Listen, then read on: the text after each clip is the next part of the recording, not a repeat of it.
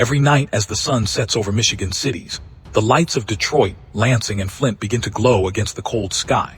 But beneath that glow lies a silence that most people never hear. In the corners of these cities, in alleys, in abandoned buildings, and in parked cars, men, women, and children prepare themselves for another night without a home. They are not just numbers on a government chart. They are fathers. They are mothers. They are children who once dreamed of ordinary lives. In the richest country in the world, in a state known for the pride of the auto industry and the beauty of the Great Lakes, thousands live with no roof over their heads. In January 2025, the federal point-in-time count revealed that on any given night, more than 8,500 people in Michigan experience homelessness. Of those, nearly 2,500 are children. The number has risen by almost 12% since 2021, revealing years of slow progress. In Detroit alone, shelters report being overwhelmed, with waiting lists stretching into the hundreds. These are not faceless statistics. Each number carries a name, a memory, a story of survival. Imagine waking up in the freezing darkness of a Michigan winter, with no place to wash your face, no hot breakfast waiting, no school bus that feels welcoming. For most of us, home is the safest place in the world.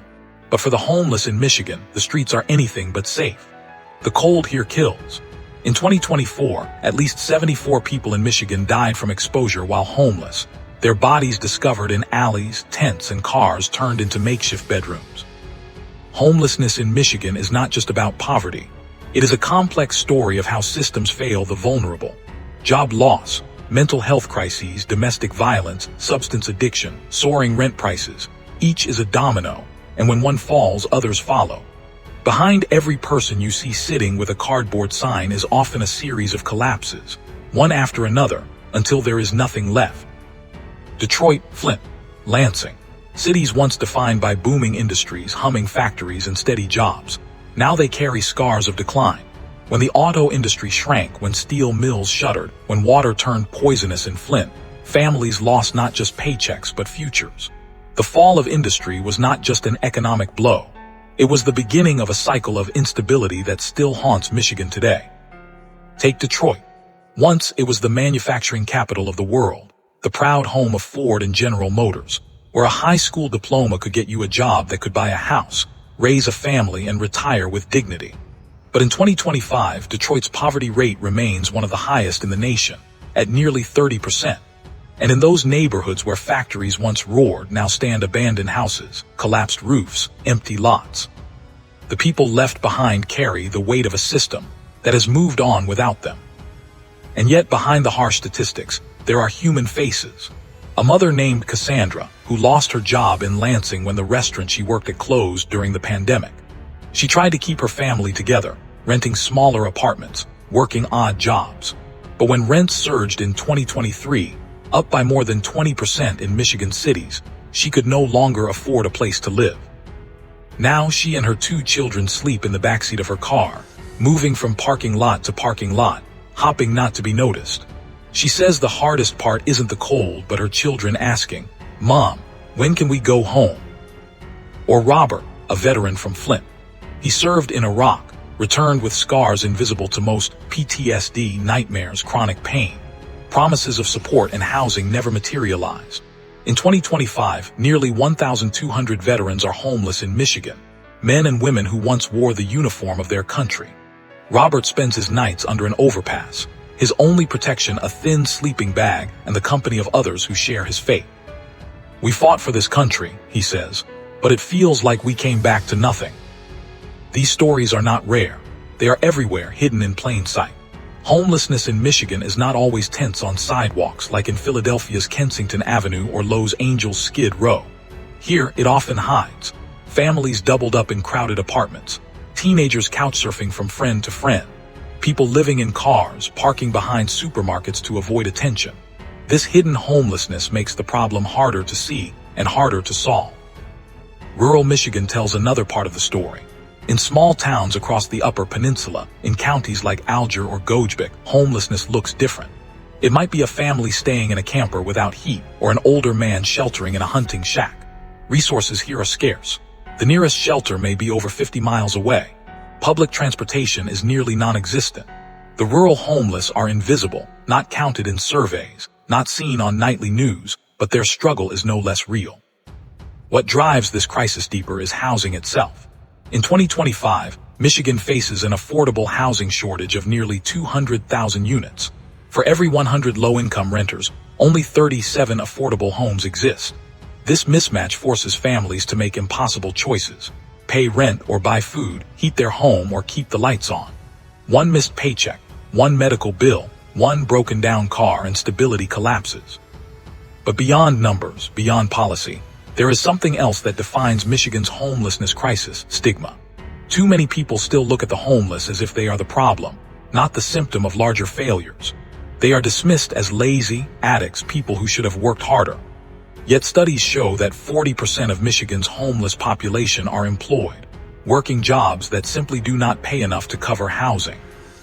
Hard work is not enough if rent is higher than wages, if health care is out of reach, if mental health support is impossible to afford. Still, amid this darkness, there are glimpses of light. Shelters across the state open their doors each winter, no questions asked. Nonprofits like the Shelter Association of Washtenaw County provide warmth, food, and dignity. In Detroit, Tiny Homes Detroit is building small houses that residents can rent for as little as $1 a month, with the chance to own them after 7 years.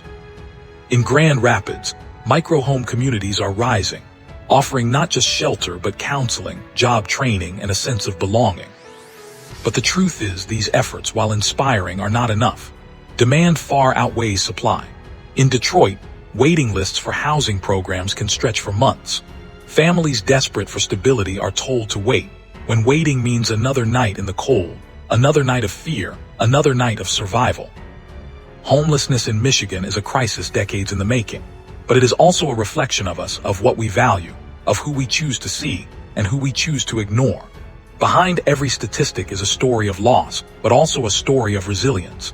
People who, despite being broken down by the system, still wake up each day and try again. A mother still tucks her children in the backseat of her car. A veteran still salutes when he hears the national anthem. A teenager still dreams of graduating, even if he has no desk to study at. This is Michigan's hidden story. A story not found in glossy travel brochures but on the sidewalks, in the shelters, in the cars parked in dark corners of empty lots. It is not just their story. It is ours. Because when one person has no place to live, it reflects on all of us. And this is where our journey begins. The story of homelessness in Michigan is not written in a single chapter. It is layered, complex, and often brutal. To understand it, we must peel back the surface and look at the roots, the systems that fail, the policies that falter, and the everyday battles that people fight just to survive. At its core, homelessness is not just about lacking a roof. It is about being stripped of stability, safety, and dignity. And in Michigan, this erosion often begins with something deceptively simple: housing. In 2025, the average rent for a one-bedroom apartment in Detroit hovers around $1,150 a month. In Ann Arbor, it is closer to $1,400. To afford this rent without being cost-burdened, a worker would need to earn more than $23 an hour. Yet the minimum wage in Michigan remains at $10.33 an hour. That math is not survival math. It is a trap. For every 100 extremely low-income renters in Michigan, only 37 affordable and available units exist. That shortage is more than a statistic. It is a chasm into which families fall every single day. Take the story of Maria, a single mother in Grand Rapids. She works full-time at a nursing home, caring for the elderly with compassion and patience. She earns just under $15 an hour. On paper, she is employed, hardworking, responsible. But when her rent climbed by 18% in a single year, her paycheck simply couldn't keep up. She cut back on food. She skipped bills. She borrowed from relatives. Still, it wasn't enough. By the fall of 2024, Maria and her 2 children were evicted. They moved into a shelter that overflowed with families just like hers, people who never imagined homelessness would be part of their story. Maria is not alone. In 2025, nearly 1 in 3 renters in Michigan is severely cost-burdened, spending over half their income on housing. When housing consumes that much, one emergency, a broken car, a medical bill, reduced hours at work can trigger collapse. For too many, that collapse ends in a shelter, a car, or the street. But housing is only one domino. There are others. Mental health is another thread woven tightly into Michigan's homelessness crisis. According to state reports, more than 25% of Michigan's homeless population lives with serious mental illness. Depression, schizophrenia, bipolar disorder, PTSD, conditions that require consistent care, therapy, and medication. Yet access remains painfully out of reach. In Detroit, wait lists for psychiatric appointments can stretch months. In rural counties of northern Michigan, there may be only one or two providers for hundreds of square miles. For someone already living without stability, those waits are more than delays. They are lifelines being cut. Substance use is another reality. Fentanyl, the synthetic opioid that has devastated cities like Philadelphia, has seeped into Michigan too. In 2024, more than 3,200 Michiganders died of drug overdoses, many linked to fentanyl. Among the homeless, where trauma runs deep and hope feels thin, drugs can become both escape and prison. Outreach workers in Detroit describe scenes of men and women bent over sidewalks, eerily similar to Philadelphia's Kensington Avenue. But in Michigan, these scenes play out in quieter corners, under bridges, or inside abandoned houses, hidden from cameras yet no less devastating. Then there is domestic violence. In 2025, more than 35% of women experiencing homelessness in Michigan cite domestic violence as the immediate cause. Shelters across the state report that survivors often face the impossible choice: stay with their abuser or face the streets. For many, homelessness feels safer than home. The layers continue: job loss, medical debt, the collapse of industries that once held entire communities together. Cities like Flint and Saginaw, where factories closed and jobs vanished, left behind more than economic scars. They left behind families living paycheck to paycheck, neighborhoods hollowed out, and a pipeline to poverty that feeds the homelessness crisis year after year. But statistics only go so far. To grasp the weight of this crisis, you have to hear the stories. Like Jamal, a 17-year-old from Lansing. He doesn't fit the image most people imagine when they hear homeless. He is a high school student, a varsity basketball player, with dreams of college. But every night, he and his younger brother sleep on a friend's couch because their mother lost her job and their apartment. Jamal goes to school each morning with the same clothes stuffed in his backpack, hiding his reality from teammates and teachers. He says the hardest part is pretending everything is normal, when inside he feels invisible. In 2025, more than 13,000 Michigan students are experiencing homelessness, many hidden in exactly this way. Or Evelyn, a 62-year-old grandmother in Flint. After her husband died and medical bills piled up, she fell behind on mortgage payments. The house she had lived in for 30 years was foreclosed. Too young to retire, too old to find stable work, she now rotates between shelters and friends' couches. She carries a single suitcase. Inside it, family photos, a Bible, and her blood pressure medication. "I never thought this would happen to me," she says. "I used to walk past homeless people and think, they must have made bad choices. Now I know it can happen to anyone." Even as these personal stories unfold, Michigan tries to respond. The state government has launched initiatives, like expanding the Housing First model, which provides permanent housing before tackling employment or addiction. Studies show it works. Once people have stability, they are more likely to find work, seek treatment, and rebuild. In 2024, Michigan housed over 4,000 people through Housing First programs, but the waiting list is still twice that size. Other efforts are creative but small. In Grand Rapids, micro-home communities have sprung up, tiny but dignified structures, clustered together, offering not just shelter but a sense of community.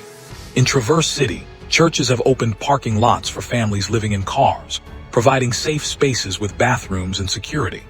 In Detroit, the Tiny Homes Project gives people the chance to rent for as little as $1 a month, eventually owning the property.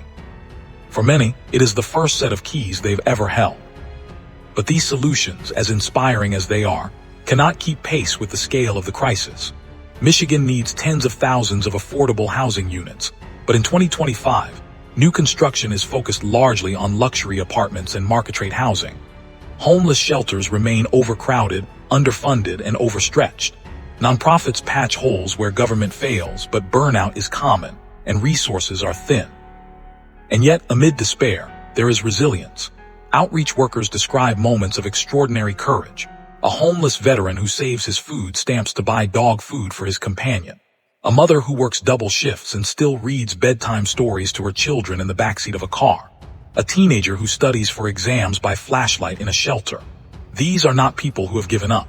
They are people fighting battles most of us cannot imagine, every single day. Homelessness is not an identity. It is a condition. It is not permanent, but it can feel endless when the system designed to catch you collapses. And in Michigan, too many fall through the cracks. As the snow falls over Detroit's Woodward Avenue, as winds whip through the empty streets of Flint, as Lake Michigan waves crash against the shores of Grand Rapids, there are people out there tonight trying to survive. Their stories are not on the evening news. Their faces are not on billboards, but their struggle is real, raw, and relentless. Part 1 showed us the scope of the crisis. Part 2 reveals the roots, the housing shortages, the broken mental health systems, the ripple effects of job loss, violence, and addiction. It is not one issue. It is many, interlocked, feeding one another. But the story is not over, because even in the darkest corners there are sparks of hope.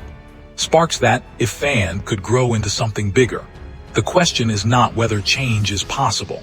It is whether we care enough to make it happen.